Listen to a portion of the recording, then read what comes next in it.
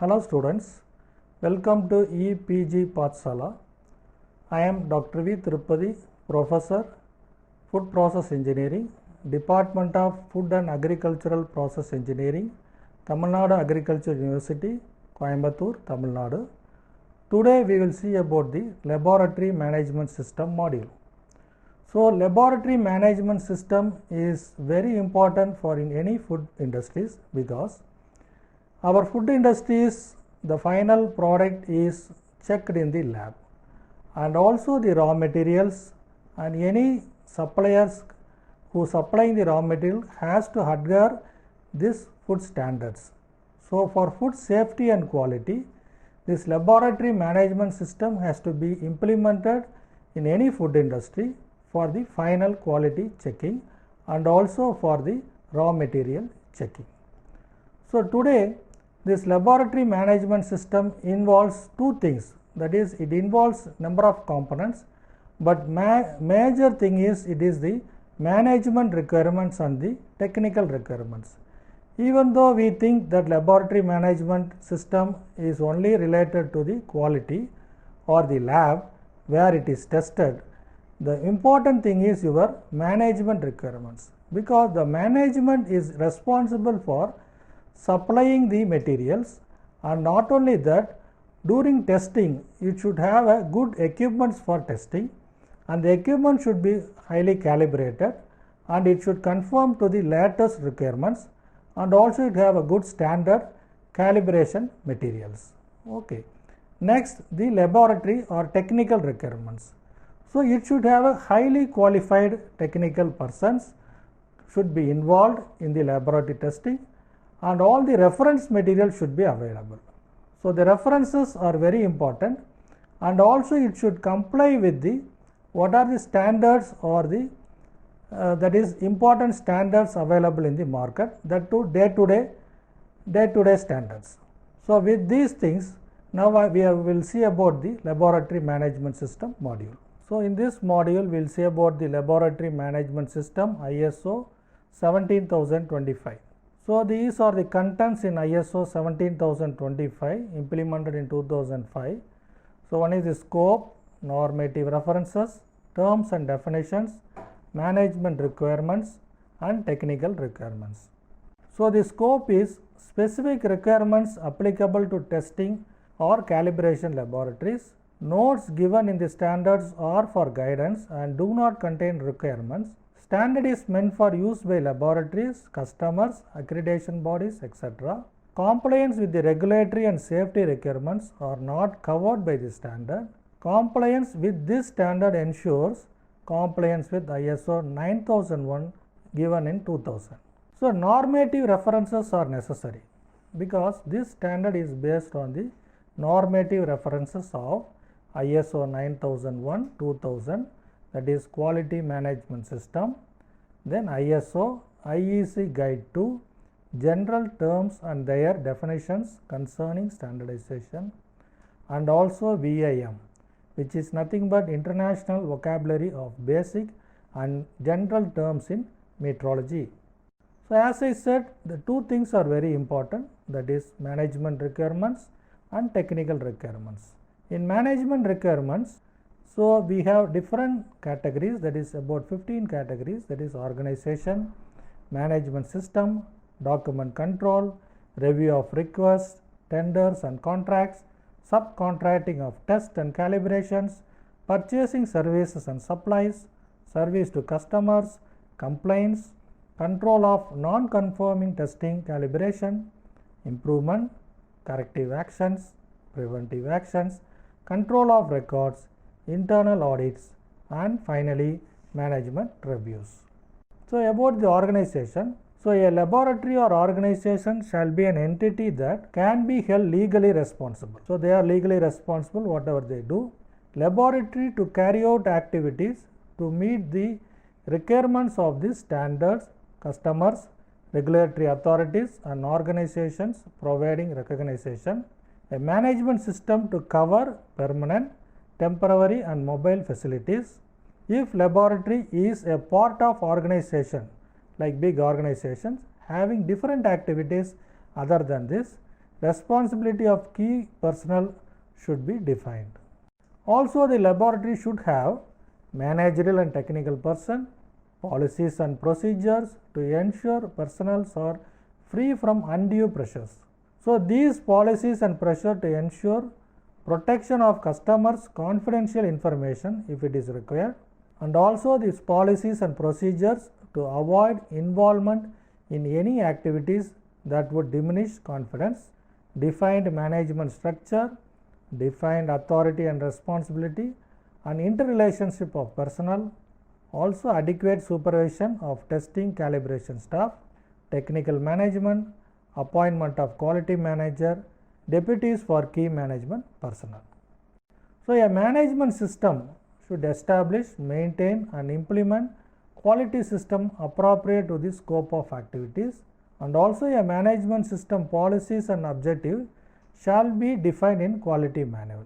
So, quality policy shall be issued under the authority of chief executive, and it should contain commitment to good professional practices, statement of laboratory service, objectives of management system, requirement that personnel concerned get familiarized with the management system, commitment to comply with the ISO IEC 17025-2005.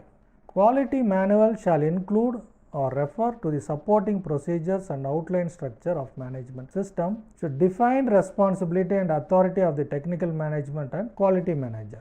So, under the documentation control, there should be some procedure for document control covering the documents of internal and external origin, and it should be approved by the authorized personnel, and they should maintain a master list of this document.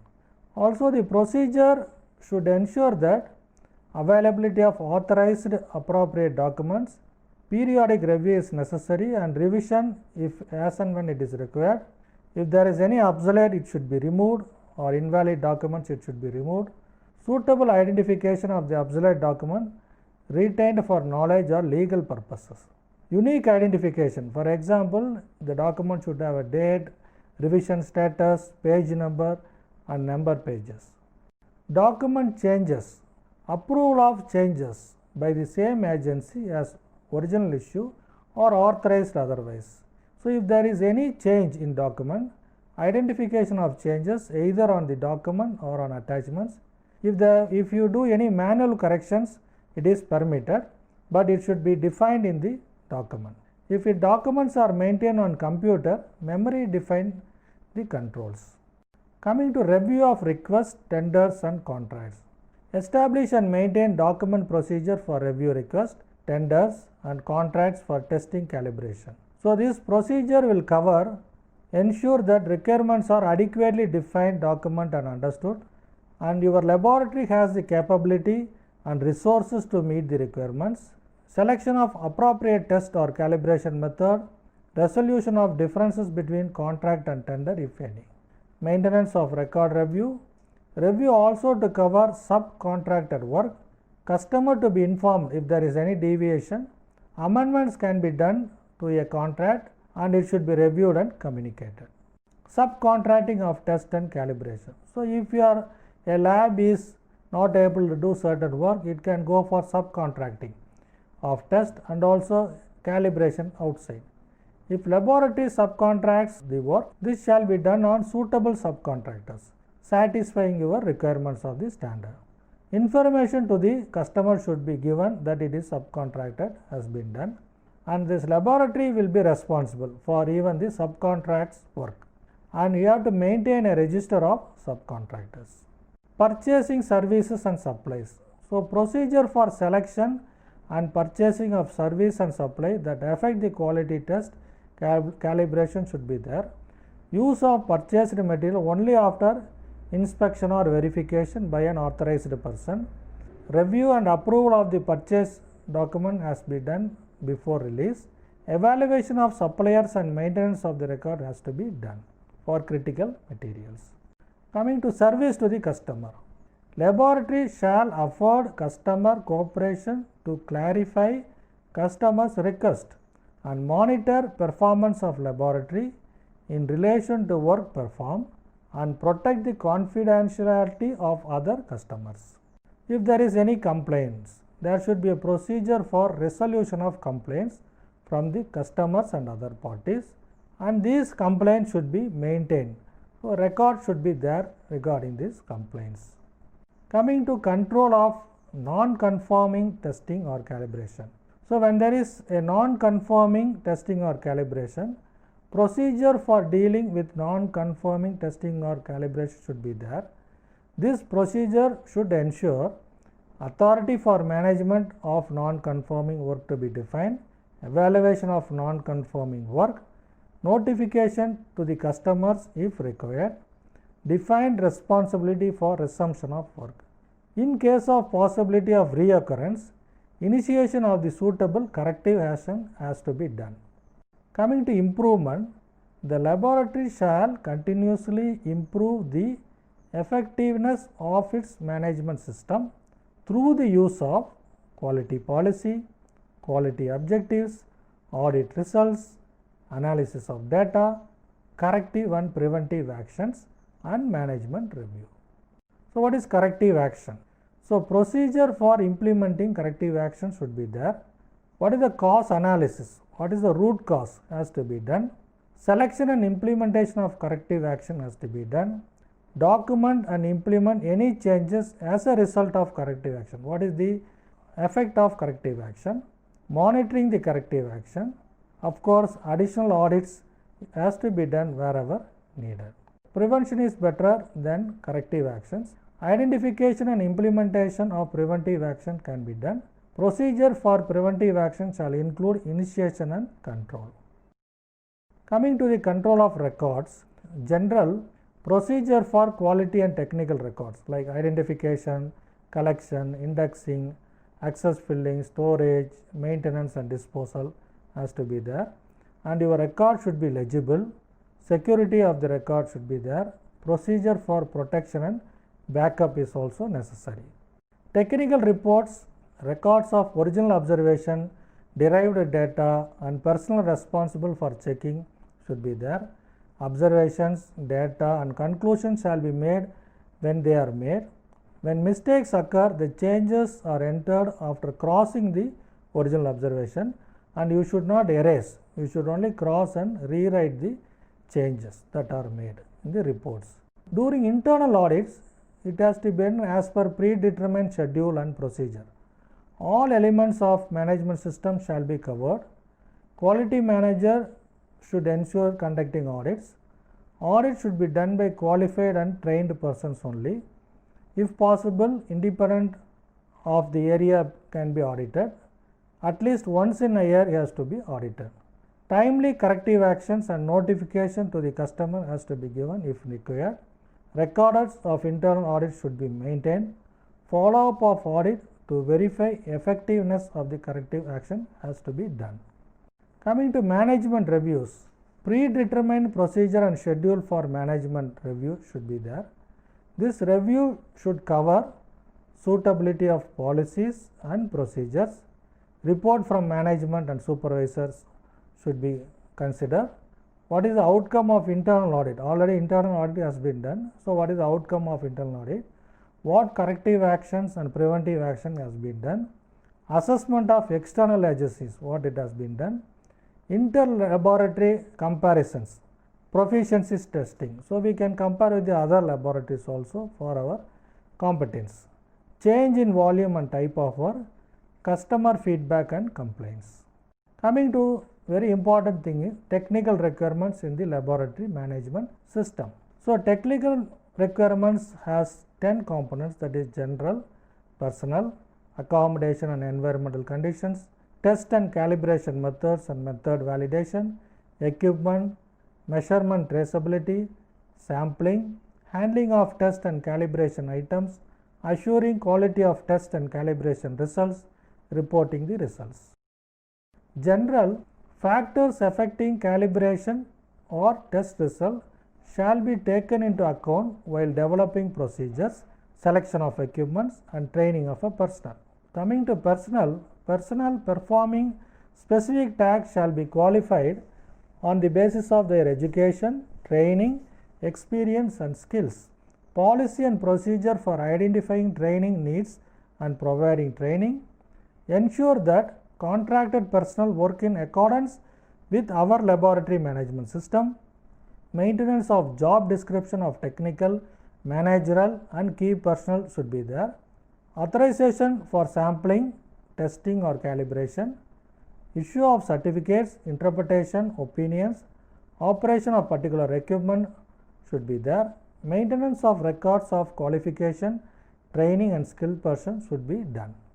Accommodation and environmental conditions. Technical requirements of accommodation and environmental condition affecting testing or calibration shall be documented and controlled.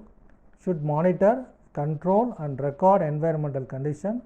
There should be effective separation between neighboring areas. Controlled access to testing or calibration area. Everybody should not enter these areas. And good housekeeping, which is very important. Test and calibration methods and method validation. In general, use of appropriate methods for test or calibration that is necessary. These include sampling, transport, storage, estimation of uncertainty, etc. Availability of up-to-date instruction, standard, manual and data at workplace should be there.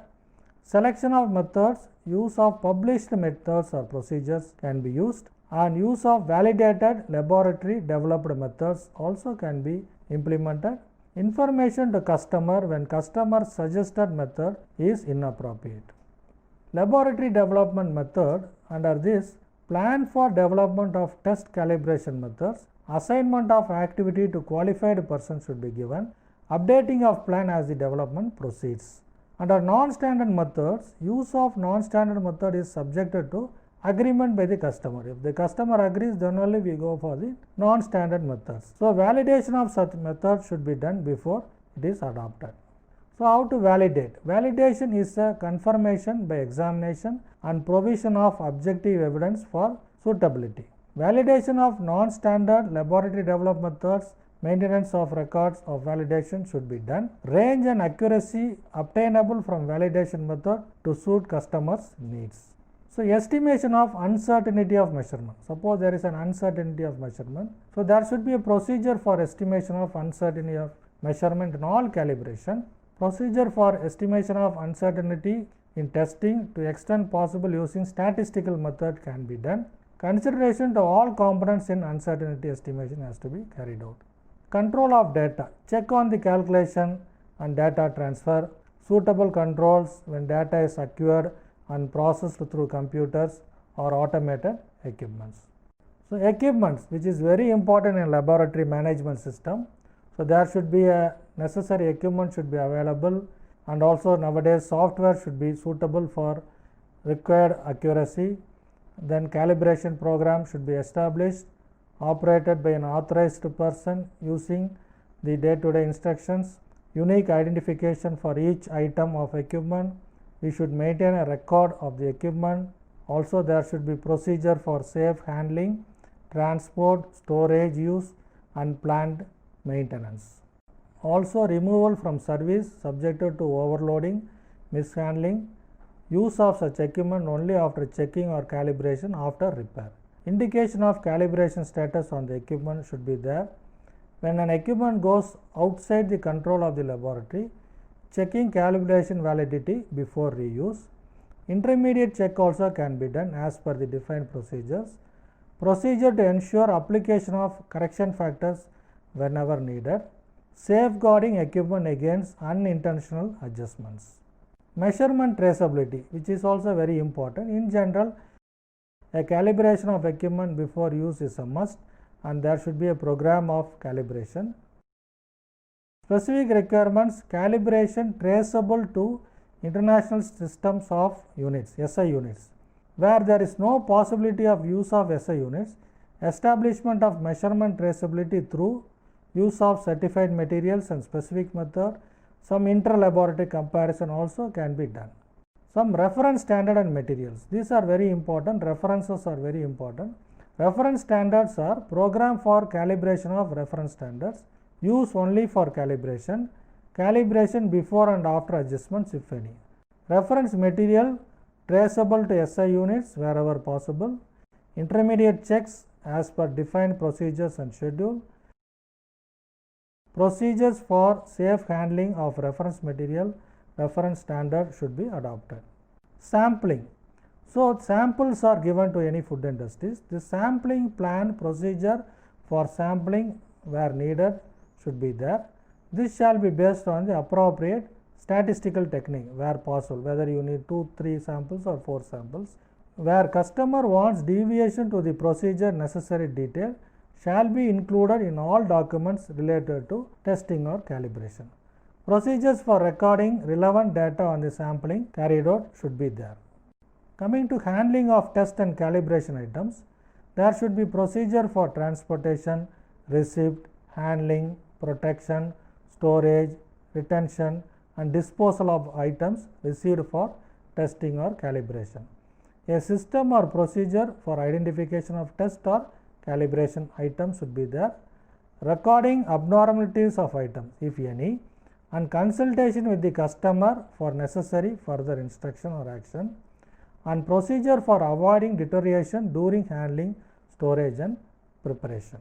Assuring the quality of test and calibration result, because that is very important for accuracy of your results. So, use of quality control procedures for monitoring the validity of test or calibration. Monitoring may include but not limited to use of certified materials, participation in inter-laboratory comparison, proficiency testing, replicate testing, retesting or recalibration of retained items, correlation of results for different characteristics. Reporting the results. Generally, reporting the results clearly and objectively in test calibration report. In case of internal customer or special agreement with customer, the result may be reported in a simplified way. Test and calibration certificates should contain title, name and address, unique identification number, name and address of the customer, test method, date of receipt, etc., reference sampling plan, name and designation of person authorized report, a statement to effect that result related to only items tested calibrated. Test reports also should contain, in addition to the above test report, should contain deviations in test procedure, statement of compliance, statement of estimated uncertainty, opinions, interpretation, additional information, etc. Calibration certificate, in addition to the details in calibration certificate, environmental condition if applicable, uncertainty of measurement, evidence measurement for traceability should be there. Opinions and interpretation also should be given. Testing or calibration results from the subcontract should be identified or clearly given in the results. Electronic transmission of results also should be possible. There should be a suitable format for test calibration report to avoid misunderstanding, and any amendments to the test reports and calibration certificate also should be mentioned in the reports. So, we will summarize this laboratory management system. So far we have seen the different components of laboratory management system, which includes the management requirements and also the technical requirements. So, as I said, the management requirements are, they should provide the all facilities for the laboratory to do the test, and also the management should support the system. Also it should appoint suitable persons or the competent persons for conducting this management, and they should review all the records, and also they should do the corrective actions whenever there is something goes wrong in the industry. So, they should do the corrective actions. They should support the laboratory or technical persons in the laboratory management system. In the technical aspects, the technical persons should be highly qualified, and they should have all the latest instruments or equipments that is available in the market, and also they should check the day-to-day standards, because the standards may vary and the government may issue different standards during different periods. So, they should in compliance with the standards available, day-to-day standards, and also they should do the corrective actions. Something goes wrong in the calibration or something goes wrong during testing, so they should do the corrective actions, and also they should have all the records, whatever the test they do, they should have the documentation of all this test. So, these both management requirements, and these technical requirements will help in developing or maintaining a laboratory management system in a food industry in a good manner. Thank you.